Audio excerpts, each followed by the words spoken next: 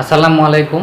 জাতীয় pension scheme নিয়ে কথাবার্তা হচ্ছে। এতে ঢাকা বিশ্ববিদ্যালয়ের শিক্ষকরা ধর্মঘটে গিয়েছেন, তারা ধর্মঘট অব্যাহত রেখেছেন। সবচেয়ে মজার ব্যাপার হচ্ছে আজকে দেখলাম ডক্টর জিনাত হুদা নামে একজন বিশ্ববিদ্যালয়ের শিক্ষক বলছেন যে তাদের সিবির ওজন দেখে তাদের সাথে কথা বলা উচিত বা তাদের সাথে একটা জিনিস আমরা জানি, বিশ্ববিদ্যালয়ের শিক্ষক হতে হলে প্রথমত ছাত্রলীগের নেতার স্ত্রী হতে হয় বা ছাত্রলীগের নিজে ছাত্রলীগ করতে হয়, অথবা আওয়ামী লীগের কোনো নেতার মেয়ে হতে হয়, শিক্ষকের মেয়ে হতে হয়, অথবা শিক্ষকের ঘরে বাজার করে তার মেয়ের জামাই হতে হয়। এই ধরনের অনেক কথা আমরা শুনি।